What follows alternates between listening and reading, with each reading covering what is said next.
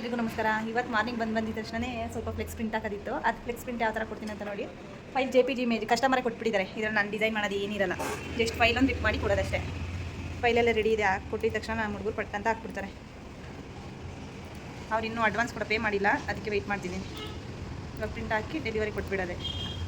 Total ಒಂದು 8 pieces ಇದೆ flex print. ಇವಾಗ ಹಾಕ್ತೀವಿ. ಕೆಲಸ ಮಾಡ್ತೀಯ ಅಂತ ವಿಡಿಯೋ ಮಾಡ್ತೀನಿ ಬಿಡು. ನೋಡು, 8 ಪ್ರಿಂಟ್ಸ್ 1 ಸೆಕೆಂಡ್ಗೆ ಹಾಕಿದ್ಯಾ. ಇಂಥ ಟ್ಯಾಲೆಂಟ್ ಯಾರಿಗಿರುತ್ತೆ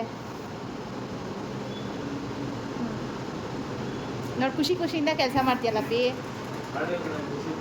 ಹಾಂ ನೋಡು, ಒಂದೇ ನಿಮಿಷಕ್ಕೆ ಎಷ್ಟು ಪ್ರಿಂಟ್ ಹಾಕಿದ್ಯಾ ಅಂತ. 7 ಪ್ರಿಂಟ್ ಹಾಕಿ. ಇಷ್ಟೊಂದು ಯಾಕೆ ಗ್ಯಾಪ್ ಬಿಡೋಕೋದೆ? ಇಷ್ಟೇನು ಬೇಕಾಗಿರಲಿಲ್ಲ.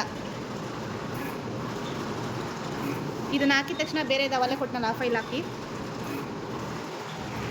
ನೋಡಿ. 1 ನಿಮಿಷಕ್ಕೆ ಪ್ರಿಂಟ್ ಹಾಕಿದ್ದಾರೆ. 8 ಪ್ರಿಂಟ್ಸು 2x3 ಪಟ್ ಅಂತ. ಇವಾಗ ಜಸ್ಟ್ ಫೈಲ್ ಕೊಟ್ಟಿದ್ದೀನಿ, ಆಲ್ರೆಡಿ ಕಂಪ್ಲೀಟ್ ಮಾಡಿದ್ದಾರೆ.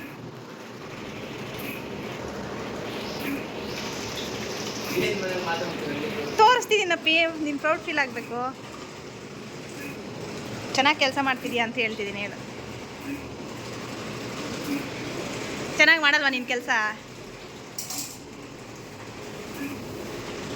ಹರೀಶಾ, ನಂಗೆ ಟಿಫನ್ ತಂದ್ಕೊಡಪ್ಪಿ.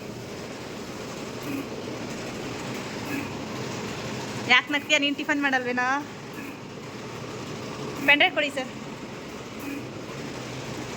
ಬಾಮ ಅಂತ ತಗೊಂತಾನೆ. JPG ಇಮೇಜ್ ಕೊಟ್ಟಿರೋದು ಕ್ಲಾರಿಟಿ ಎಲ್ಲ ಎಷ್ಟು ಚೆನ್ನಾಗಿ ಬಂದಿದೆ ಅಂತ ಪ್ರಿಂಟಿಂಗಲ್ಲಿ. ನಿಮಗೂ ಈ ಥರ ಏನಾದ್ರು ಫ್ಲೆಕ್ಸ್ ಪ್ರಿಂಟ್ ಏನಾದ್ರು ರಿಕ್ವೈರ್ಮೆಂಟ್ ಇದ್ದರೆ ಪ್ಲೀಸ್ ಕಾಂಟ್ಯಾಕ್ಟ್ ಮಾಡಿ.